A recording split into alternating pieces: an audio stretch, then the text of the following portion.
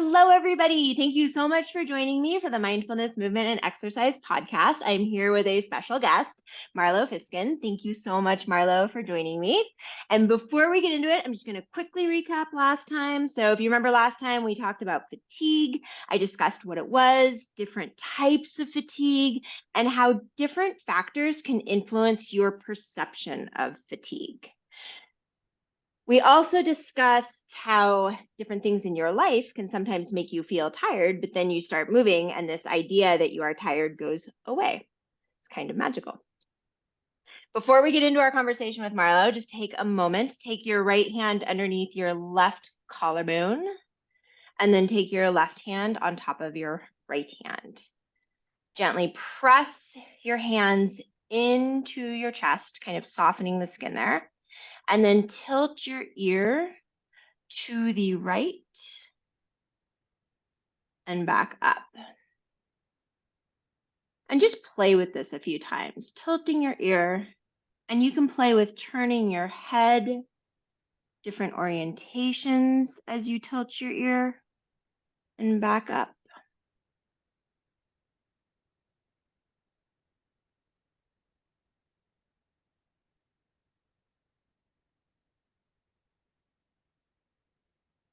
And then go ahead and release there and just pause for a second, maybe with your eyes closed, maybe with them open, and observe the differences between the two sides of your neck, if there are any. And also observe the sense of the weight of where your hands just were. Then go ahead and open your eyes if you have them closed. So the hands provide an anchor, and the anchor slows things down, which can give you an opportunity to explore moving the neck in a little bit different way than maybe you would otherwise. We'll talk about that more on a later episode. But now let's get into Marlo. Again, thank you so much, Marlo, for being here. I am excited. Thank you for a little neck rooting. Yeah, right? Like, yeah, a little anchoring. So Marlo is a movement teacher and pole dance innovator. I'm just making sure I get all of the information right. She teaches all over the world and is a consummate student of movement. Is that pretty accurate? Excellent. Yeah. All right. So let's talk a little bit about the pole dancing things. People get really curious about this. What initially drew you to pole dancing? Yeah, my story of getting started isn't that fantastic, really. Somebody mentioned it. I heard it. I said, that sounds cool. That sounds like a thing I should do. And this was about 16 to 17 years ago at this point. So it's been a while. You know, it certainly isn't in the mainstream awareness more now than it was then. But yeah, I went and I tried it. And honestly, the classes I went to, I didn't really like the class, like, because I was already a teacher of movement. I had some taste preferences in how class delivery goes, you know, but I felt though, I was like, okay, but this activity, I'm into this. I want to do this. And I got my own pole and started, practicing and training right away. I felt the potential to just move with this thing and move in any way. I definitely wanted to do the sexy style of movement. I'd been a lifetime dancer and I was like, I want to move in this way. I want to be able to kind of access that in myself, because it's hard, you know, actually to go there with your movement, and to move in a more like evocative way authentically is actually like a really challenging thing. So I was interested in that, but then once I started doing it, I said, oh, this is I can do anything with this. I can move in any and every way I've ever known. So that really hooked me. And did you find teachers to learn from, or were you self-taught, or was it kind of this mixture of both? Yeah, there was a couple classes that I took in the beginning, in New York City, but the majority of my learning came from experimentation and then finding videos on YouTube, because this was before Instagram video. Facebook had just gotten video. And so I would look at grainy videos from strip clubs and go, what are people doing here? And I was, you know, definitely attracted to people who are able to like move and keep moving and find this like circular movement flow. And so that, and just just moving, just spending a lot of time playing and experimenting by myself. Yeah. And this is before there was probably a big vocabulary of like different pole movements or a different, this kind of idea of, oh, this is the right way to do this particular move. Did you find that challenging, like figuring out ways to access different moves or? Usually not. I think the things that were there, I mean, it's actually still pretty fundamental vocabulary to what we use now. But I think that my problem solving abilities from my movement background didn't make it very mysterious most of the time, except if something required more strength than I had available, then it can feel very elusive. But since there weren't many moves like being displayed, luckily when I saw something and like that looks really hard, I would learn how to get it over through persistence, basically, rather than structured training. Yeah. And one of the things you're known for is the ability to do static rotations. And for those of you listening, and a lot of people don't realize this, the pole has two settings. You can either twist the pole like a top and make it spin, and then as you're moving, the pole is actually spinning for you. Well, kind of a bit of both. Or the pole is still and you can rotate around the pole. And so a static rotation is rotating around the pole. And what Marlo does amazingly well is it looks like the pole is moving. So how did you Yeah. figure that out? Um, you know, it feels like it was my natural response to being a curved body who likes to move in circles, being on a rounded object on a planet spinning in space. Like spirals is kind of like to me, like the most obvious answer to any movement problem. Like there's always a curve, there's always a spiral, even if it doesn't maybe appear so at first. And so when I would go to do anything, I would kind of allow and enjoy that this turning or this drifting that happens between motions. And if you were listening and you're not familiar with pole dance, I'd be like, let's see, if you imagine somebody on a yoga mat where they're just always facing forwards and doing things more in these kind of train track ways, well, what if every single transition that you did, you followed the curve of your body and your front kept on changing? To me, that feels like a much more natural way and enjoyable also for me way to move. And I think the truth is that for a lot of people, rotations feels elusive because they hold far more tension than is necessary. So if there's not rotational movement in your body, it's because you're blocking it. It's not like you have to do more. Usually you have to stop inhibiting it. And it's also it's demonstrative of coordination. So just like a lot of our, like athletic movements and preparations, there's these like torsions and spiraling windups. Like that's the same thing that allows for somebody to rotate on the ground or in the air around a pole and make it look like they're floating. When you do a preparatory movement in segments, it's like, oh well, if I bend my knees and then I turn my hips and then I draw my arm back and then I try to throw, like the throw is gonna suck. And it's the same with set movement around a pole that's really fluid. Is it looks so like magical because it's coordinated, and when it's really coordinated it can have this lightness and this floating sort of appearance that is all very intriguing to me, and kind of, I guess, my life's work. One of them. Yeah. It's a good life's work. And with the floating and the lightness that you just mentioned, actually, do you find that with movements on and off the pole, that when you create the rotations, that there is this sense of that things feel lighter? Because when you're doing a complex move, sometimes things can feel really heavy, especially when you're first learning.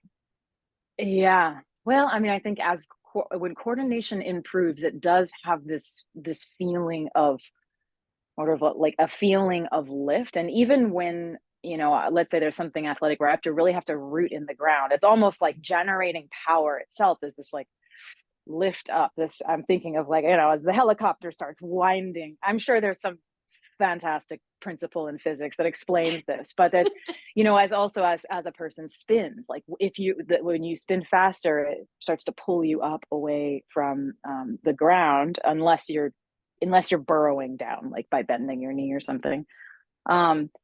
So I feel it in other things, but pole is just the really highlights.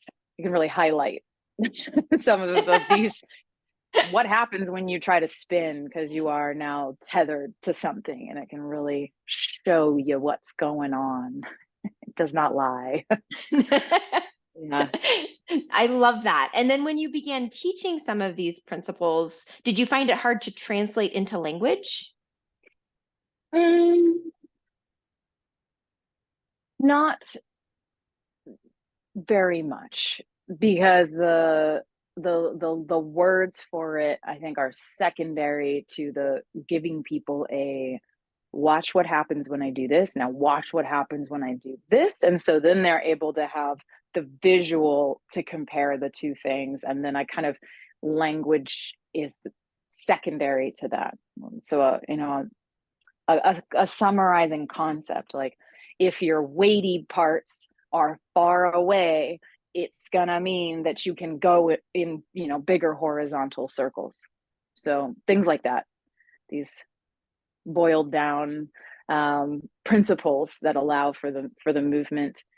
It doesn't work very well if you try to make it particularly anatomical, or like you need to, and even that's where when the language gets really technical, like put your body parts in this position, it actually disharmonizes everything. When we go really, pieces, parts, or like a more internal focus is not where to go for these big sweeping motions. Yeah. Which I find really interesting because I think a lot of times movement can be taught more from this like top down processing place where it's like, okay, I want you to focus on this body part and rotate it this way and do this thing. And one of the Yeah. things you do really well is you incorporate different senses and you kind of bring it into how you teach so that people have something else other than that conscious awareness. And how did you figure out how to do that? Because that's a skill in and of itself. Yeah. I don't know, because I don't really remember a like some turning point in my awareness of like this is how to teach things. Um I've been teaching since I was 16, movement like full time, so like 20 something, lots of years now. And uh but I I think that bringing people into a really detailed awareness of where their parts are, like you would get to more typically in a like a Pilates environment or in a yoga environment, which I was in those worlds quite a bit. I used to teach in the more like mind body group exercise space. I do that work, but it's almost always off the pole. It's like we're practicing these like, these, just like I call them imprinting exercises. Like it's an exercise, but we're really just trying to like groove that in. And then when we get on the pole, like we don't, the language changes and the emphasis changes, and just hopefully there's some residue from that exercise that we bring with us. And then I go like, okay, but now, okay, now do that exercise while you are trying to scrape your butt all around the planet, or whatever wonderful phrase is helpful for that moment. I've actually never said scrape your butt all around the planet as a cue, but You until should now. actually. I've been envisioning how that would work. It would work pretty well. Yeah, it's challenging, that's for sure. Yeah, I think as somebody who's taken a lot of classes, it just I'm have a sense of the energy flow in the class, and like how much time are we moving and how much time are we listening to a lecture. And I cannot handle when I'm in a class and there's just a lot of talking, and there's a lot of talking about moving, and I don't get to do it. So I try to not create that environment. And it's so hard as an instructor, and I completely empathize with everybody in their teaching journey to try to figure out like how do I talk less. And I'm like, there's a couple things I'm like, can you say less about it and watch what happens? Just say as little, like the most bare minimum, and then watch what happens, so that you respond to what you see with more exercises or with more directives rather than more talking about it. And I think that, like, I guess the yearning for more movement myself when I'm a movement student is changes how I lead a classroom. And that really resonates with me because that is something I have struggled with because I like the nerdy part of movement. And I've gone to all of these workshops where I get that, but it's so much talking. It is so talk heavy and it's not experiential. And I'm like, well, what does this mean for me? Hmm. Right? Yeah. Yeah. Me too. So I I love can, the concepts and the uh, the underlying whys. Like, because for me, like, why we're doing something is really important, and I sometimes find myself having a hard time being open to trying something if I don't know why, and that it's an experiment can be enough, or that it's because it's different than what you're used to, can be enough of a why. But if I'm not given any why, especially if it's like, do it like this, I feel some resistance within myself. And so, also looking for that in my teaching, like, just get, why are we doing it this way? And I think that's really helpful for getting people emotionally invested in it, the buy-in. If they don't know why, they're not going to really give themselves to it. right. And do you find as you've, become more experienced and as you've learned more things, do you find that your teaching has evolved to reflect that? Definitely. But one of the more recent notable evolutions is actually having to go online Oh, and teach yes. online, because it really does change the way that you have to lead a class. And um, I have to plan actually so much more for online learning than I do for in person. I when I If I'm teaching a class on a given subject in person, I have been doing this for so long that I don't really have to plan. I know what's Yes. important. I know, like, they're just automatic settings for me. Manage the energy, like, keep it going, just do all these little things that make for a great class experience. But online, I've really had to up my ability to, like, simmer back down what's really important here, what's really important here. Because we can think of 79 exercises to help you experience your wrist flexion and extension. There's It's true. so right, and then it actually is detracting away from, well, what's important here. So it's made me better at that, and conversely, it's actually really helpful for, like, marketing yourself if you're a movement teacher, educator, to be able to express, like, why we're doing something, and stay aligned with where we're really trying to go. So somehow teaching online has helped with that. I also get to create these fancy workbooks that feel like a fun way for me to express the movement nerdery part. I don't need to talk about it in class, but I can give you this resource that shows you where Totally. that idea came from. Yeah. And Yeah. it's very pretty because it was done in Canva. I don't know if you use Canva, but It's usually done in Notion, but Canva does help from okay. time to time. Yeah. Yeah. But yeah, Um, fun way to bring like the tech and the science together with the experiential part is fun. It's a lot of screen time, but it's also fun. Yeah. and speaking of that, I did see you have a handspring. You're running a handspring course right now, right? Yes. And a handspring is Yes. a pretty complex skill. Yeah. Do you find that it's difficult to translate in an online environment? Ooh, so I'm learning that right now. Okay. We're in week 1 of a 4-week program that I'm teaching for the first time. So Okay. for the listener, you've probably heard people say, like, the flag. Like, if you see somebody Yes. holding a pole and then they're holding their body horizontally from their arms splayed wide, the flag pole, sometimes people call it.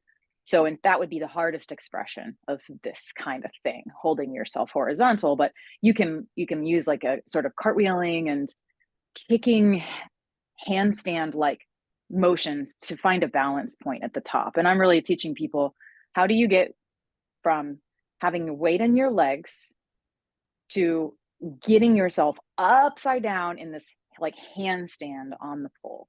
And some of the most common reasons that it's hard for people, I'll say, who, like, they have the capacity to do it. So of course, if somebody doesn't have anywhere near the right amount of strength or coordination, that work needs to be done. But there's a lot of people that they have the capacity, and we know they do, because if they descend into the move, if they were doing it from something where they're already on the pole, they can get there, but they don't know how to get themselves up. It's almost always a leg thing. People don't know how to jump, kick, and bring their torso with them at the same time. And so we're doing a lot of grounded, like, acro acro things with a real focus on coordinating jump and changing the orientation of the torso in space without causing undulations that are unintended, because that's, right, it makes it harder if we're wobbly in the trunk. Getting yourself upside down to a balance point, it can feel really scary or dangerous. So yeah, we're doing grounded work, and then we're gonna, little bit by bit, start to creep it up away from the floor. And this is a really clever way to progress something like that. So you're using lots of different ways that aren't necessarily on the pole to actually teach something that is done on the pole. Yeah. Right. Yes. And would you say that there is a level of one has to focus in order to be able to do those ground movements, correct? Yeah, especially to change how they do them, which is a big part of what I was working on, even with the group this morning. Because there's, if we're just checking it off, like, did you do it? Check mark. That's easy to get, but we're trying to really start to repattern someone's ability of weight distribution, the timing, resisting a down phase. And that, like, in order to slow your hips coming back down to the ground, you have to be really sensitive to where your weight is. What do you have to do in order to slow that down? And so little micro adjustments within these moves that do require a lot of focus if you want to do them differently. They might not require that much focus if you're just trying to get them done. And that's like kind of the difference between, maybe if you're just focused on reps and sets and just getting it done, better than not. But if you want to repattern, yeah, you got to be there in it. And especially if you're and trying not to just on the up. yeah, totally. Like if you're trying to repattern for the purpose of achieving something else, right? So, which brings me to, do you think skill acquisition is useful for people? And if so, why? Or if so, why not? So by skill acquisition, like choosing a cool human trick that you want to be able to do. Yeah. Yes. Yeah, I mean, I think it certainly can light the flame or keep the flame burning for longer. And I'll tell you, even teaching this class, I could see the first session was 2 hours, and we didn't get on the pole at all. We were just going region by region, like being able to hip hinge without tucking your butt is going to be relevant to jumping when you're bent over. And so we were working on all these things. And I could feel that some people's like enthusiasm might have gotten like lower towards the end of class. And I was like, when you're doing this exercise, when you're working on your grip strength, you're working on your handspring. You got to like remember that, because if when you encounter these exercises that are important steps to build this skill safely, sustainably, be able to throw it in your cool party trick. if you can remember that you are working on your handstands, you are working on your, choose your move when you're doing the pieces parts, it can help you stay committed to it rather than just these exercises. And it's a for what is a real problem with us staying with any program. For what am I doing this for? If you don't have that, it's harder to show up, and it's certainly harder to pay attention. Right? You're not invested in it. So yeah. And for everybody might not relate or resonate with there being a particular skill or move that they want, but we could also go to a felt experience. For if somebody's like, I want to feel confident, you also have to train that, and so that's a thing you can bring in. Like, what it is, sometimes I feel really stiff. I'm like, okay, so how can we do everything you're doing with an intention of like hydration, with an intention of flow, even if you're squatting. So and in some ways I'd still call that a skill, like being able to shape shift, being able to shift energies, shift intentions is also a movement skill that's not necessarily like a trick. Tricky, but not maybe a trick. Yeah. Yeah. And I love that. And does that come more from your dance background, the ability to shift intentions. And because I do feel, again, that's something that is often missing in traditional fitness, right? Yeah. Like, what is the felt sense of the experience? Hmm. Gosh, And is how that can I dance? change the felt sense of the experience, you know? Yeah, I mean, I think it must be. I mean, my I've been a dancer my whole life, so it's literally like like these are my dance goggles are always on, and I have to do a lot of work to see things from other perspectives, which has been really important for me to actually be like a movement educator that's not perpetuating a lot of really harmful stuff that's like the dance traditions that I was raised in is really a disservice to a lot of people to spread some of those ideas. But and when dance throughout the world and throughout time, you're doing it for a reason, even if that reason is just to shift your energy, your spirit in that moment, to connect you with where you are, or like um to be okay.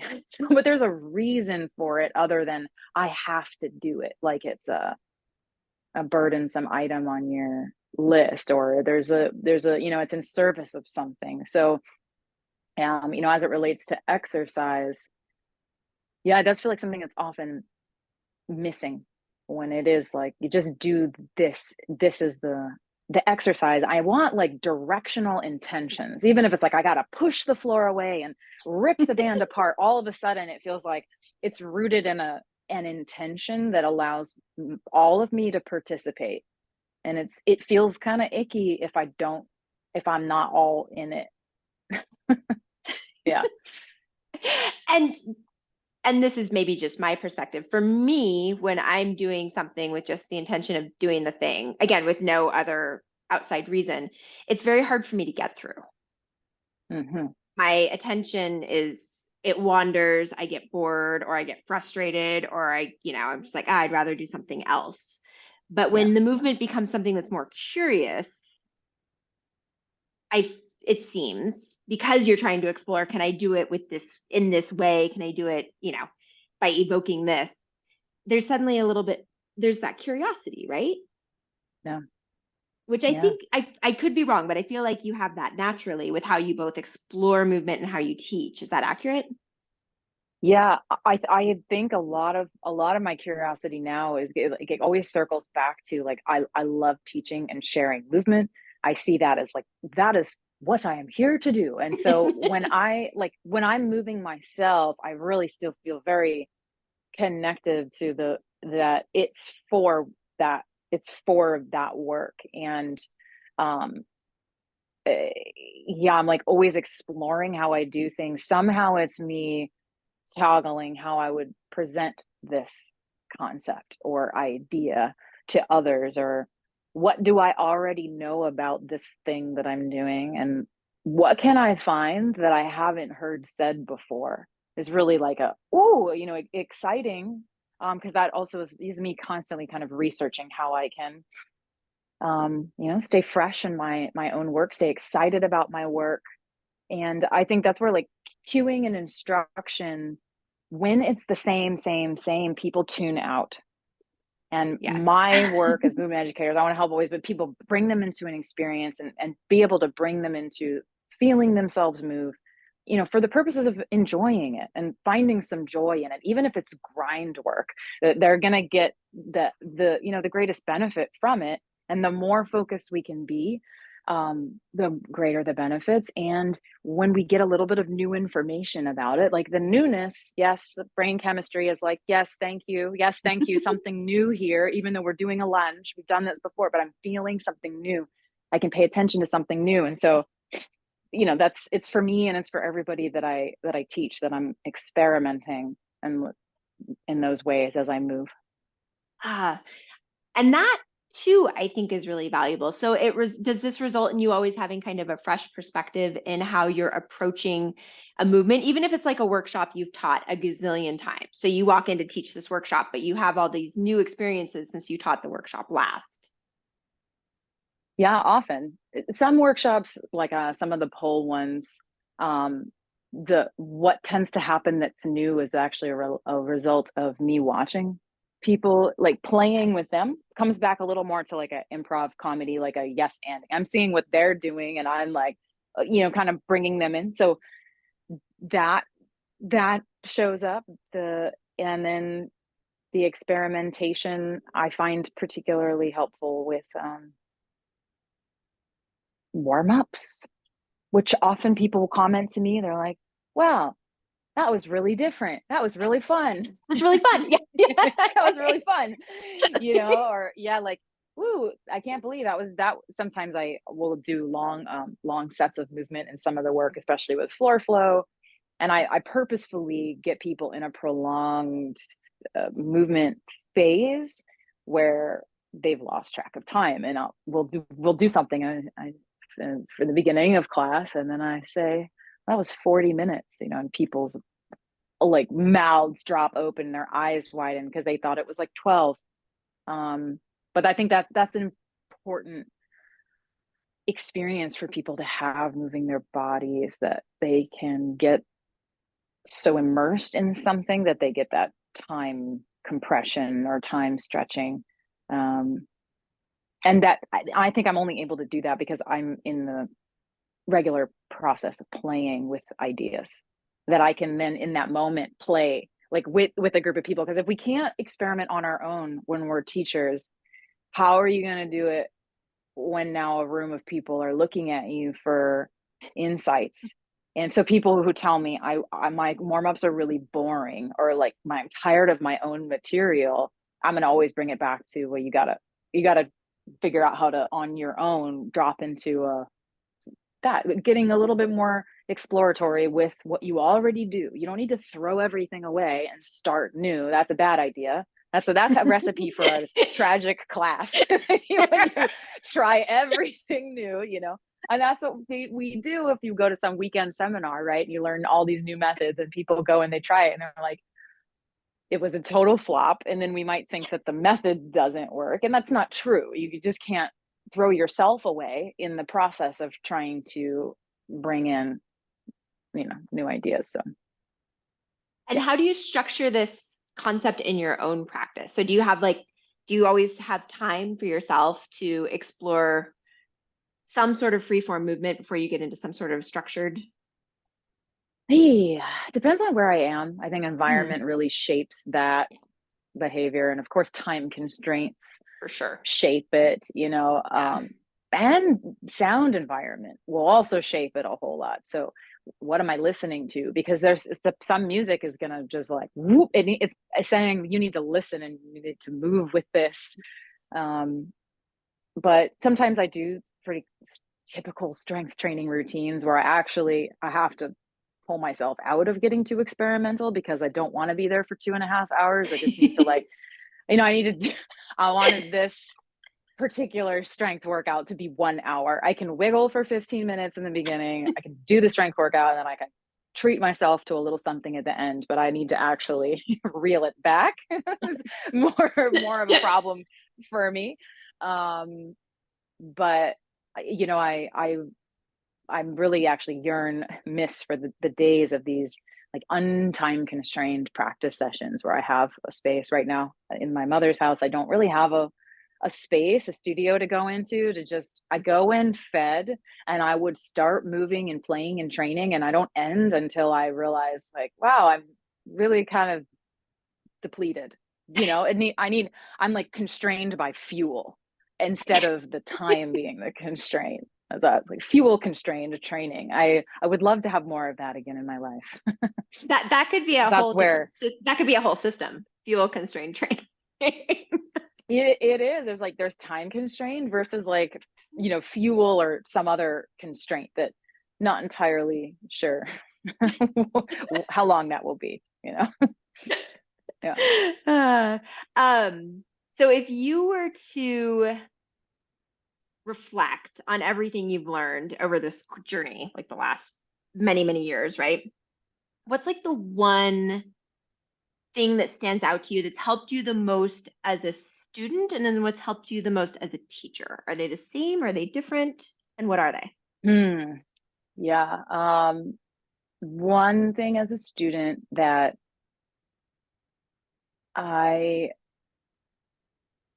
bring what's important to me and what I'm working on to whatever class I go to, so that even if it's not really mentioned or what's emphasized, it still gets a little attention. So an example of that might be, if I go to a class where we're learning some kind of like acrobatic trick and they're just doing the trick and you're just drilling the trick. What's really important to me is that I learn how to connect it to other stuff. So I will do the thing and keep moving for 4 counts. Like I want integration, so that's something.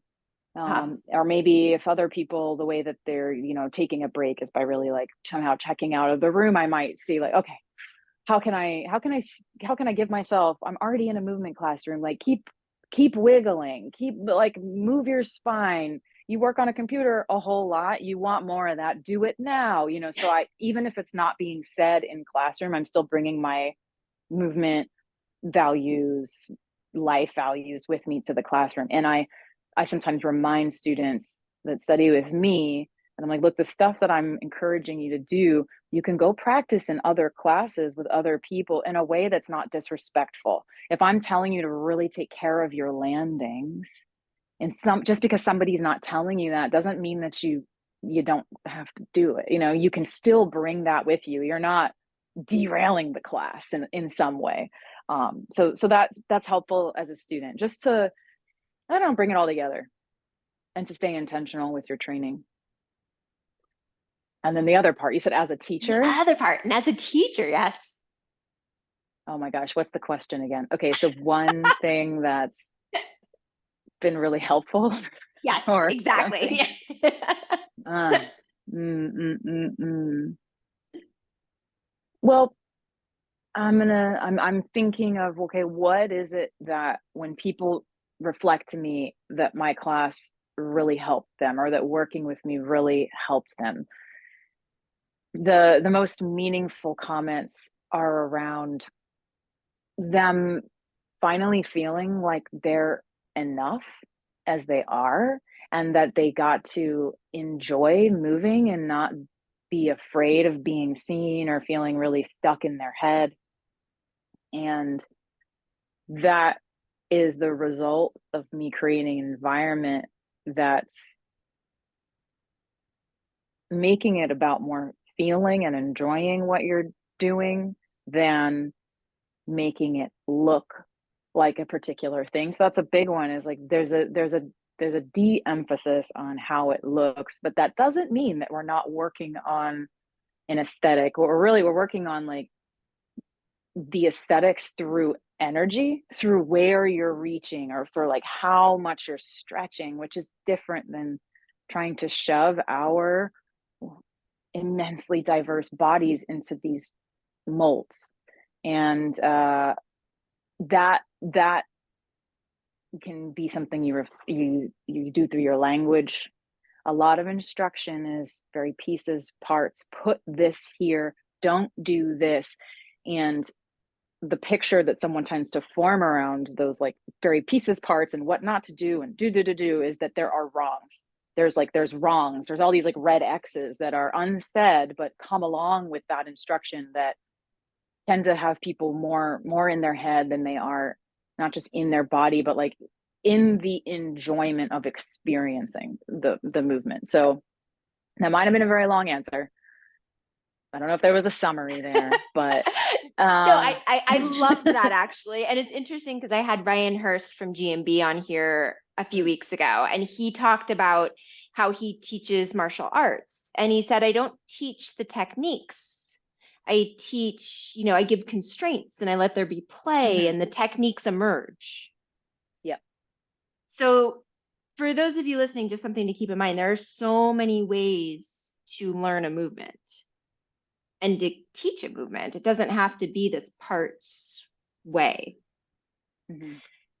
And would you say one of the things that seems to have kind of a theme that has sort of come up throughout our conversation is it sounds like you do have a good ability, both yourself to tap into this idea of like a flow state, I'm using air quotes here, and to help others tap into this. Would you say that that's accurate? Yeah.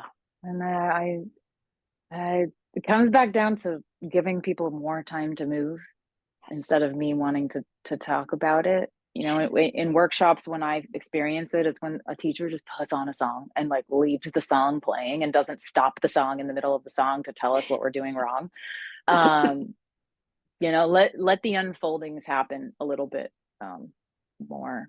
And I definitely through play, which doesn't necessarily mean like yay yay jolly jolly, right? Like no rules. There's just like a playfulness about it, even in the language that I'm just trying to teach people how to keep their arm by the side of their body, and it's really important for a number of moves in pole that they're gonna basically be using their upper back and be able to not dangle and hang. You know, when I come up for terms for it, like, oh, the pit gap, like, oop, the pit gaps are peeking out.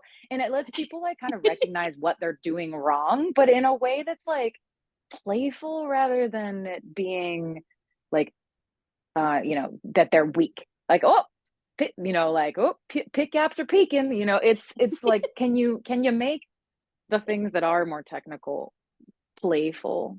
I think that's and that brings play brings us closer to flow towards, well, I mean, first we have to feel safe. If we feel safe, you know, we're more willing to play, or sometimes a little bit of playfulness helps people realize they could let their guard down, and then they, you know, in order to get towards flow and be more, you know, sensorily receptive, Yes. then all those things. Yeah. And because at the end of the day, when we're learning movements as adults, which you teach adults, I teach adults, we're teaching people who are volunteering their time to be there and their Hmm. resources, their money, their energy, their time, all these things. And I feel like it should be an enjoyable experience. I do too. I sometimes meet people that don't. I think like they don't want it to be, you know. And I mean, No. I'm just not for them. I'm not for them. But I do. It does make me curious with like, you know, what has led you to believe that moving your body should feel like militaristic. And you know, these can be like cultural inheritances around the way that the body is regarded and so forth. You know, so I become curious because sometimes people think they're not doing real work if it has a lightheartedness to it, and it's like, you're missing out. That's where like discoveries, and we're more able to make connections um between our skills, and even like things that feel really separate in our lives, we can start to find the way that they all come together. So yeah. Yes. Ah, well, thank you so much, Marlo. And where can people find you? So if people want to look you up, find out more about what you're doing. um Instagram is a good one, at Marlo Fisken, and my website is flowmovement.net. Flowmovement.com many years ago was owned by a plumbing website, but that's not theirs anymore. Now I'm flowmovement.net. Don't get it wrong. Oh, that's funny. Yeah.